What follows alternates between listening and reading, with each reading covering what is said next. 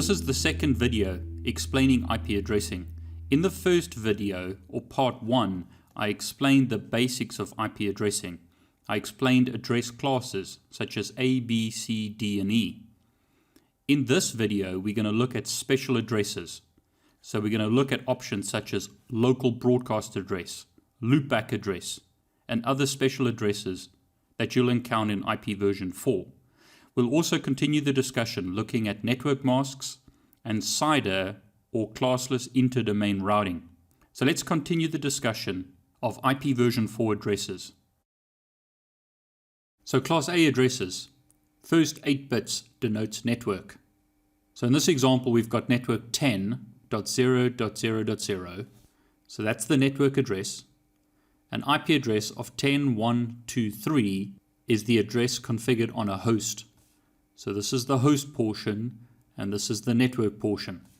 Class A networks once again are on the range 1 to 126.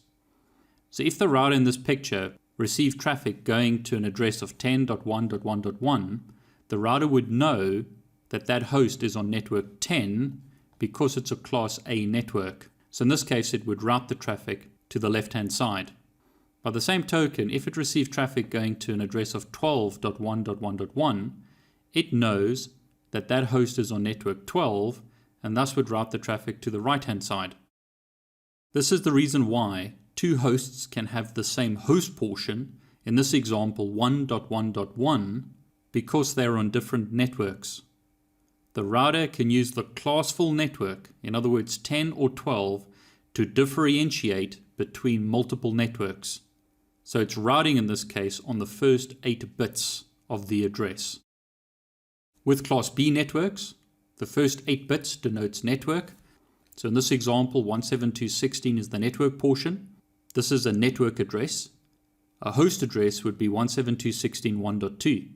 Class B networks are on the range 128 to 191 in the first octet. By the same token, a router can route traffic to an address of 172.16.1.1 because it knows the network portion is 172.16 and thus sends it to the left hand side. Traffic going to 172.16.1.1 is routed to the right hand side because the network here is 172.17, whereas this network is 172.16. Routers can once again route correctly even though the hosts have the same host portion, in other words 1.1, but in this case the network portion is different. So routing takes place correctly. The router knows that these two hosts are on separate networks. Class C addresses, 192.168.1.0 would be a network address. A host address would be 192.168.1.1. Class C addresses on the range 192 to 223. So once again, these two devices have the same host portion, in other words 1, but the network portion is different. So 192.168.1 is different to 192.168.2 because once again the first 24 bits or the first 3 octets of an address denotes network in class C. So now let's look at some of the special IP addresses that you'll encounter in your networking career. The first one is a directed broadcast address. Directed broadcast addresses are used by hosts to send data to all devices on a specific network. In directed broadcast addresses, the entire host portion of the address is populated with binary 1s. So as an example, if we had a network of 172.1.0.0, the directed broadcast address is 172.1.1.255.255. Notice this is a class B address, so the first 2 octets denotes network, the last 2 octets denotes host.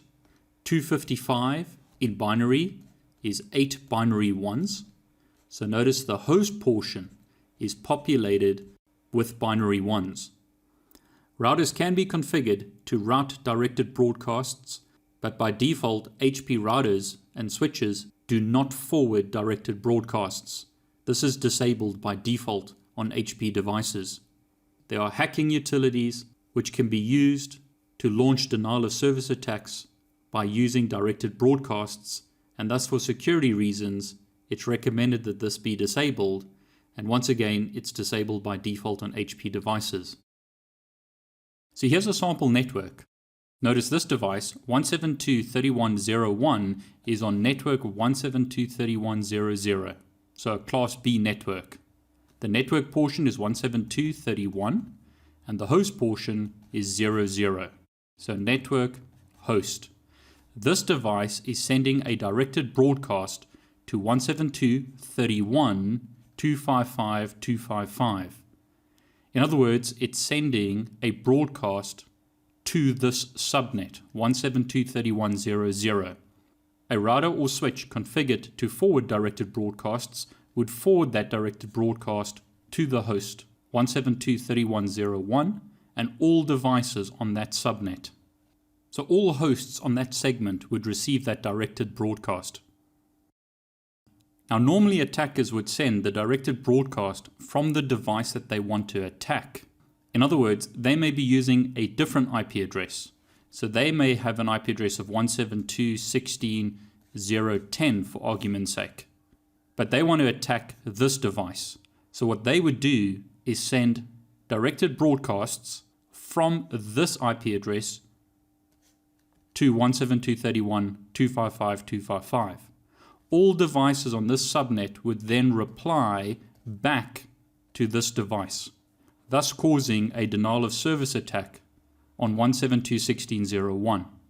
Once again, directed broadcasts are not permitted by default on HP devices, and this helps prevent these kind of attacks by using applications such as Smurf.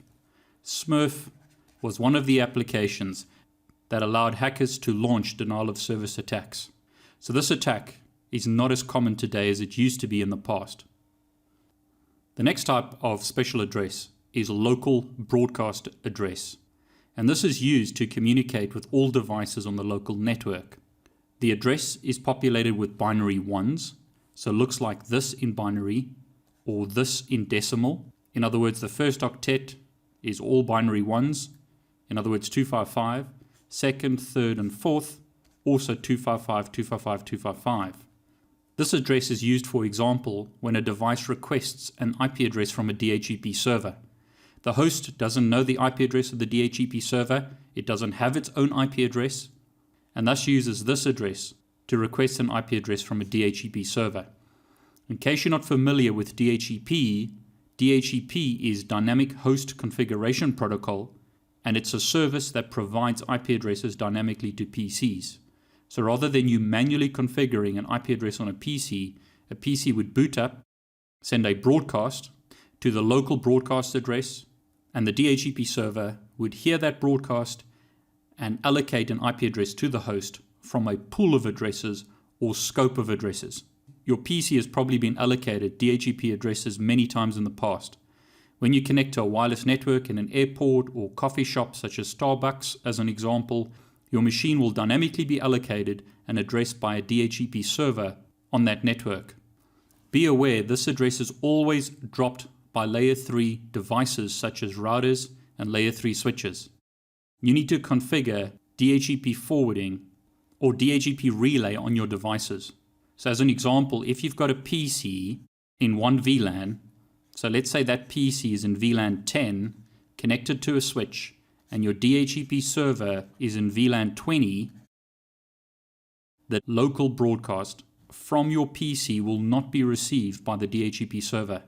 You have to configure, as an example, a command like IP helper address to relay that request for DHCP to the DHCP server. So this would be a local broadcast address blocked by the layer 3 switch or router, which would then send typically a unicast to the DHCP server, who would then allocate an address for your PC. So just be aware that there's additional configuration required when your PC is in a separate VLAN to your DHCP server, because local broadcast addresses are always dropped by routers and layer 3 switches. Another special type of address is local loopback address, which is very useful for testing. A device can send a message to itself, and this helps verify or make sure that the TCP IP stack is installed correctly on that machine. A typical loopback address is 127.0.0.1. But remember please that anything in the 127 range is deemed a loopback address. And this is often seen as one of the big mistakes that was made by the designers of IP version 4. A 127 address is a Class A address. Class A addresses have 16 million odd hosts. And by choosing this address, they negated the use of over 16 million addresses. In IP version 6, they chose a different address for the loopback. And this time they didn't make the same mistake. So here's an example. ipconfig will give me the IP address of my machine. Notice 10.0.0.6 is my IP version 4 address. So I could ping 10.0.0.6. That's my local IP address. But I can also ping my loopback address, ping 127.0.0.1. Notice the ping succeeds. But remember, anything in this range is supported. So 127, 127, 127, 127. Also the loopback address.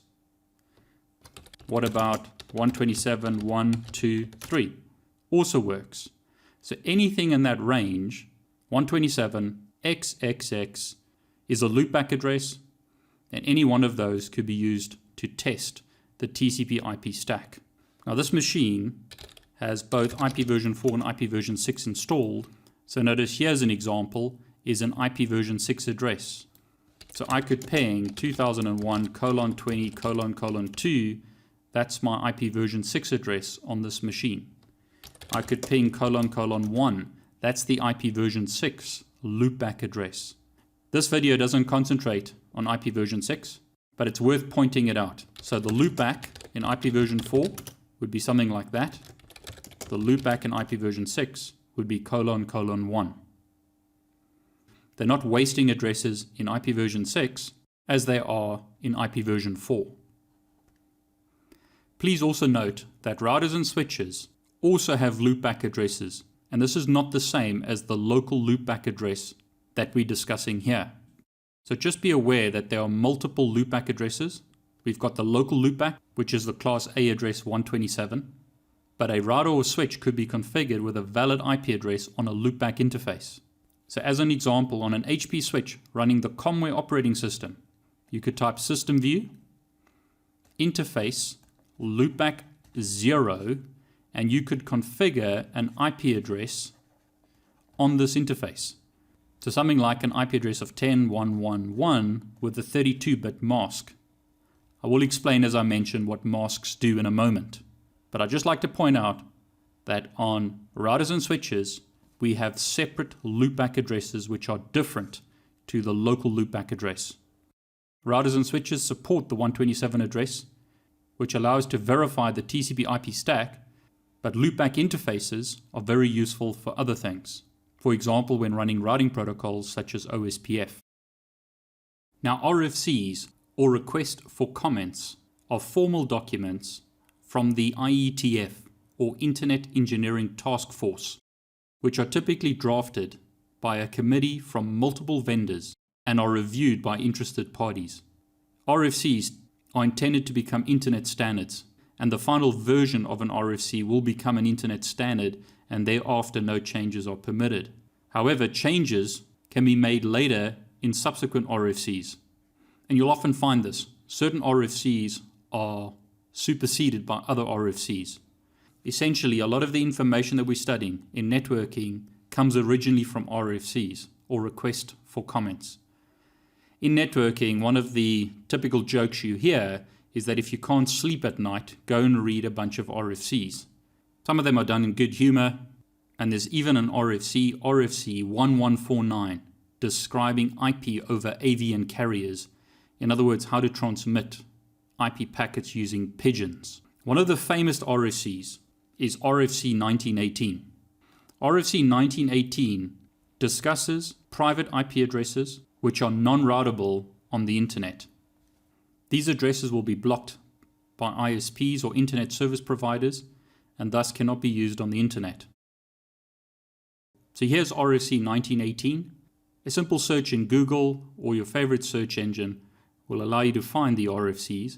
As you can see here, various parties were involved in the drafting of this RFC, and it obsoletes previous RFCs.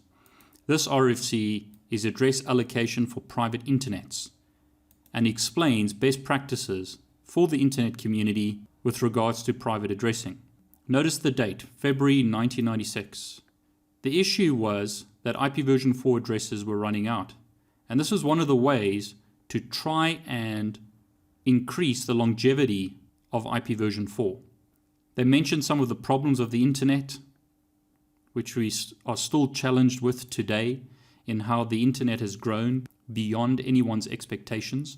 And this RFC describes the use of private IP addresses internally, which are then natted when traffic is sent to the internet.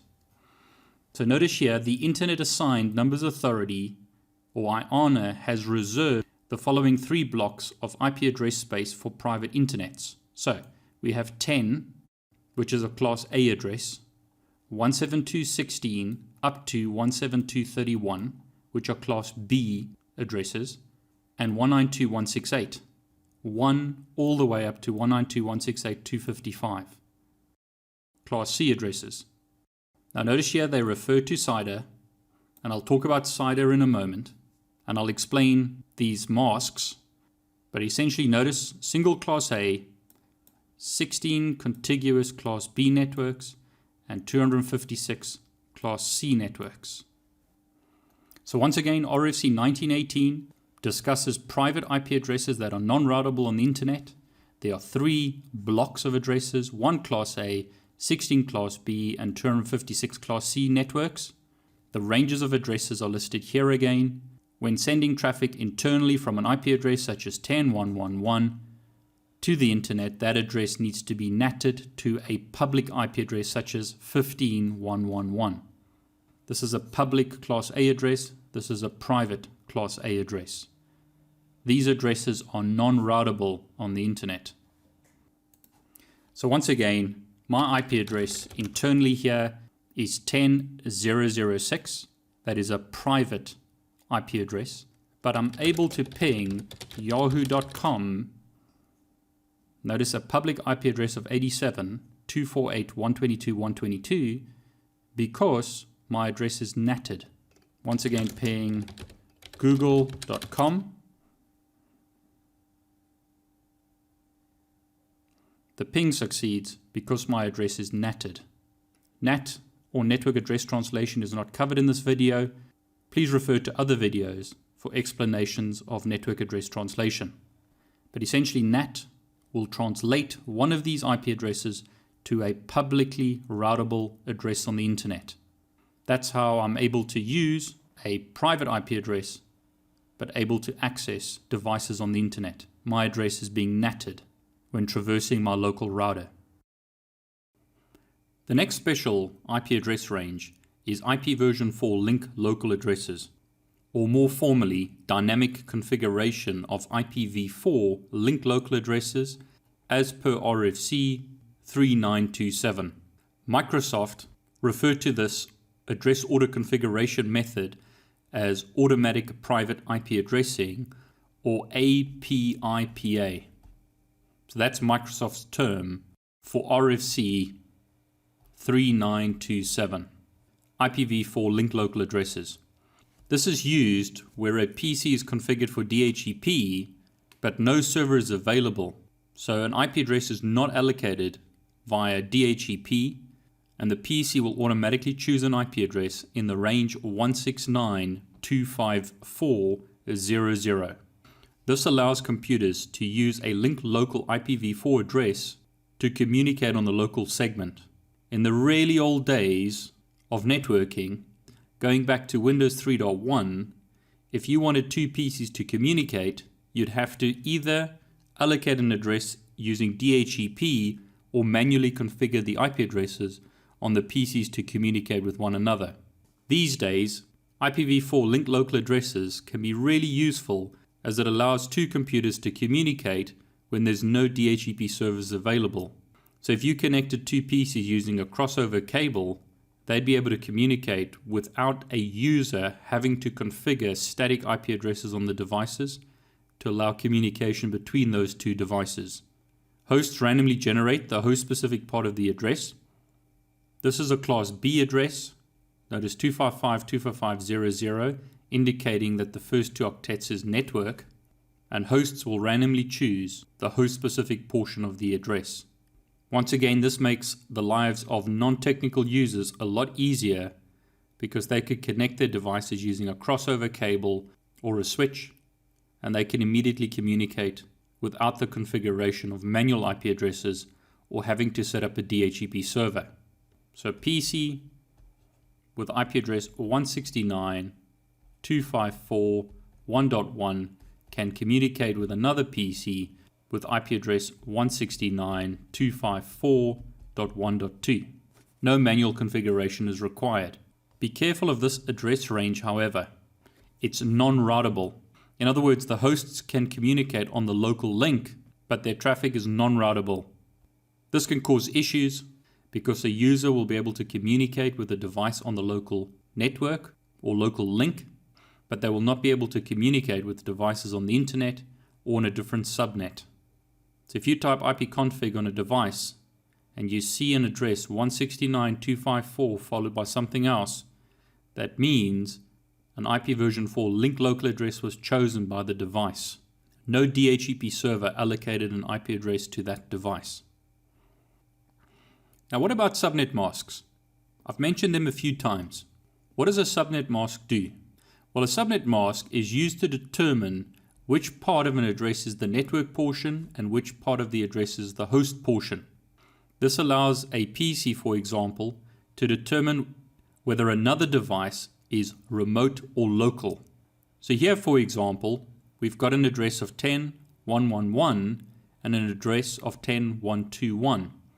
Would the PC forward the traffic directly to 10.1.2.1, or would it forward the traffic to its default gateway?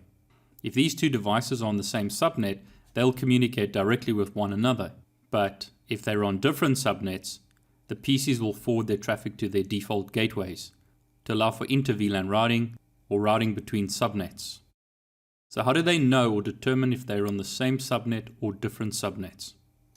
I'm going to explain this in more detail in the next few minutes, but as an example, 10.1.1.1 and 10.1.2.1 are on the same subnet if they're using a /16 mask. However, if they're using a /24 mask, that means that they are on different subnets. So let me explain that now in more detail.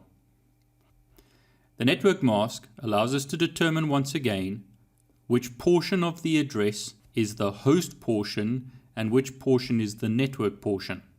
This allows the local device to determine whether the device it's wanting to communicate with is on a remote network and thus is reached via the default gateway, or is local on the local subnet and therefore does not require a default gateway.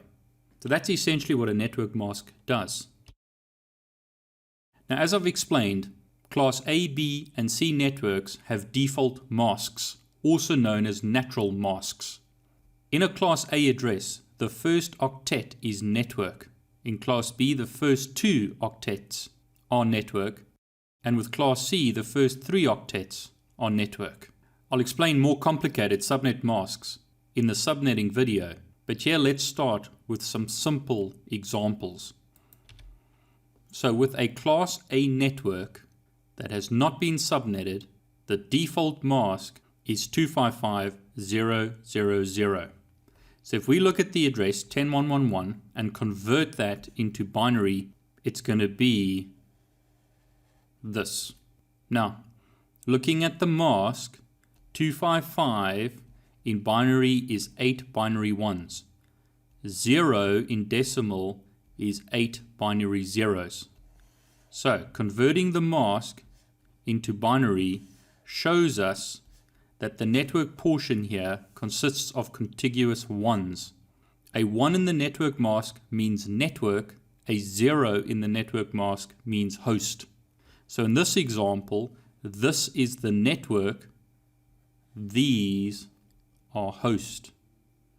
Hence, this device with IP address 10.1.1.1 is on network 10.0.0.0. This is the network portion, host portion. This device is on network 10. So when working out network and host portions, follow these two simple rules. Any address bits that have a corresponding mask bit set to 1 in binary represents network. Any address bits that have a corresponding mask set to 0 in the network mask represents host. So once again, in this example, 10 is network because these are 1s in the mask. So the network ID is 10. Notice these octets are populated with binary zeros. That means host. So the host ID is equal to 1.1.1. Network is network 10, host 1.1.1. Here's another example. Remember, any address bits that have a corresponding mask bit set to 1 represent network. Any address bits that have a corresponding mask bit set to 0 represent node ID. So here we've got a class A address, 1.1.1.1, but the network mask is 255.255.0.0. So converting 1.1.1.1 to binary gives us the following. Taking the network mask and converting that to binary gives us, notice 255, 8 binary 1s, again 255, 8 binary 1s, which therefore means that this is network. So the network ID is 1.1. 00 means this is host portion. So the host portion is 1.1. In other words, the network is 1.1.0.0 with a host portion of 1.1 on that network. The mask is 255.255.0.0. Now you might be thinking to yourself, this is very easy. I can see very quickly that these two octets are network because 255.255 is in the network mask. Just be aware these two examples are very simple, so it may be easy to recognize which portion is network and which portion is host. But it can get a lot more complicated, specifically when doing subnetting. In the subnetting video, I'm going to show you more complicated examples, and in those examples, it may be more difficult to determine network and host portion. So just in summary, how does a device know whether another device is local or remote to itself? So the first thing it'll do is check the network portion of its local address and compare that to the address of the other host.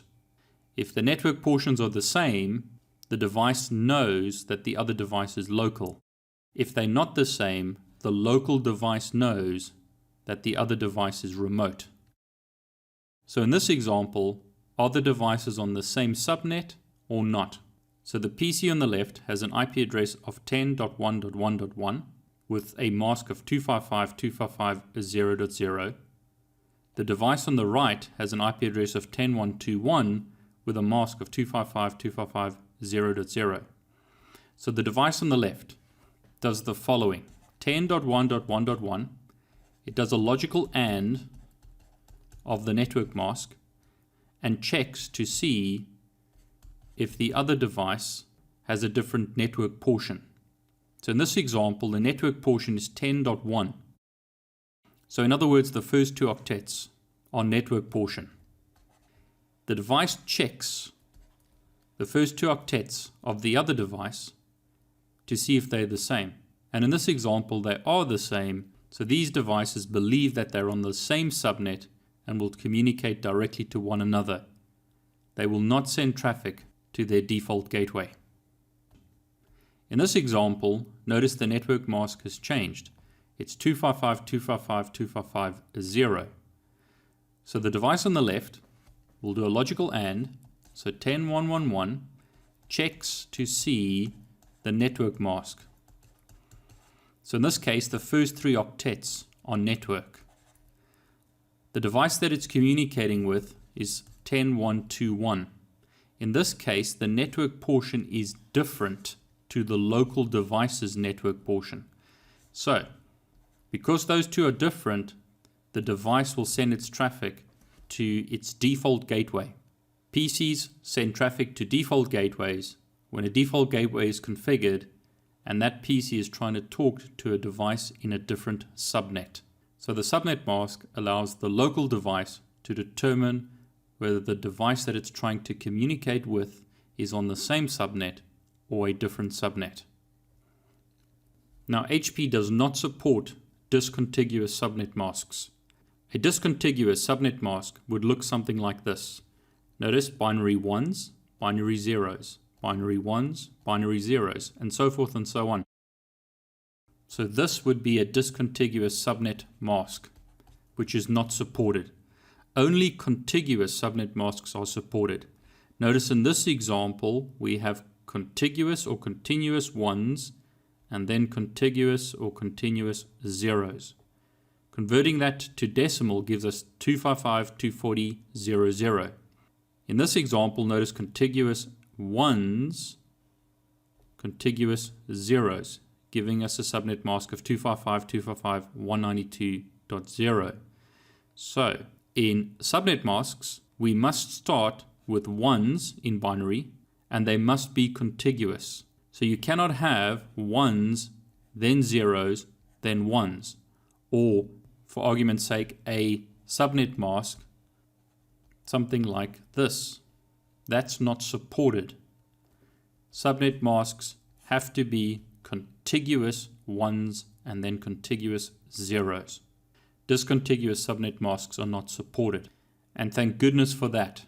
It makes our lives a lot easier.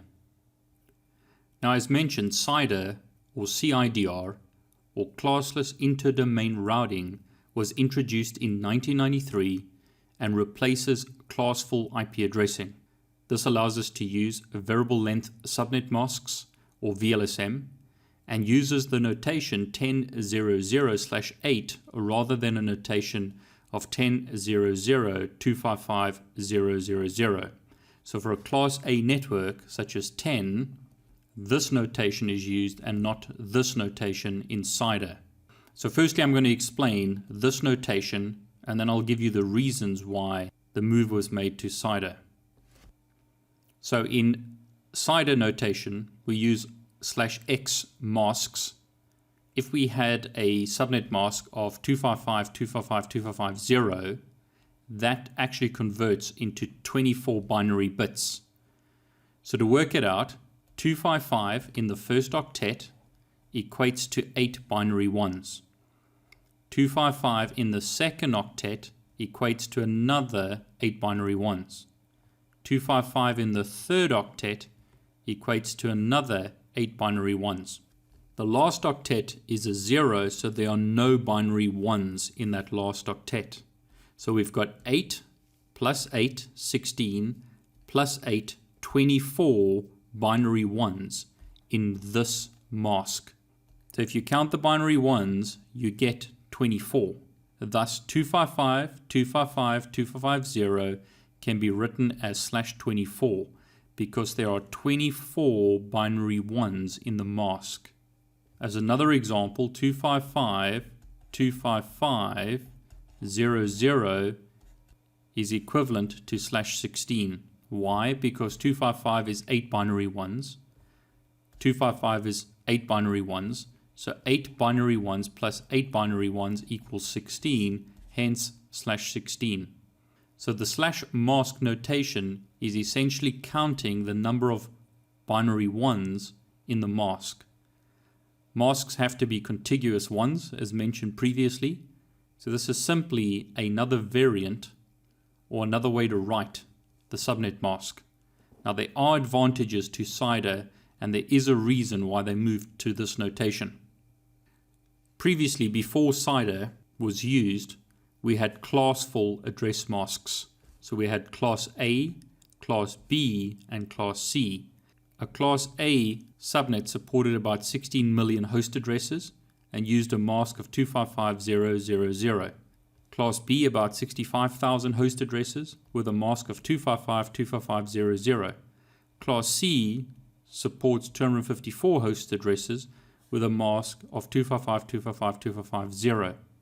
The problem with this method is what would a company do if they wanted to support, let's say 3,000 hosts.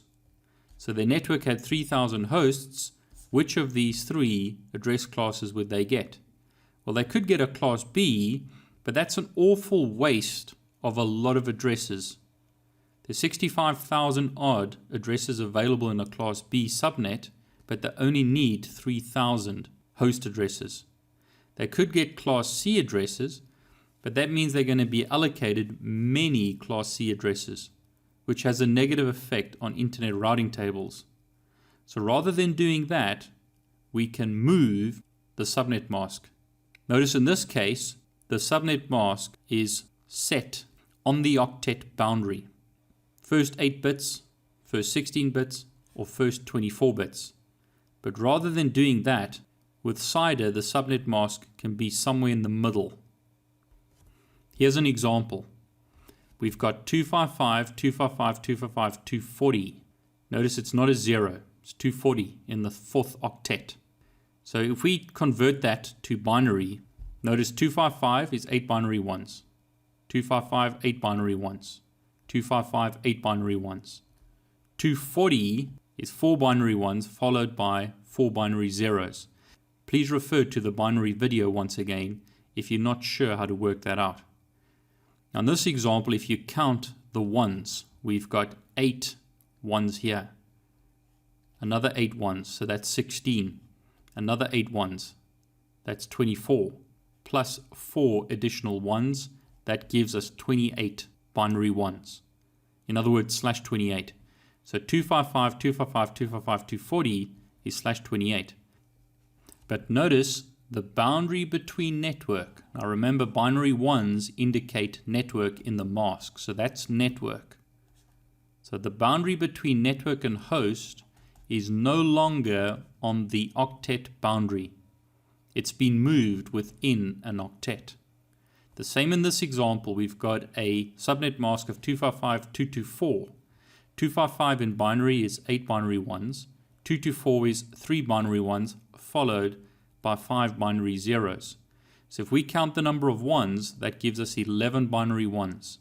So 255, 22400 is the same as slash 11.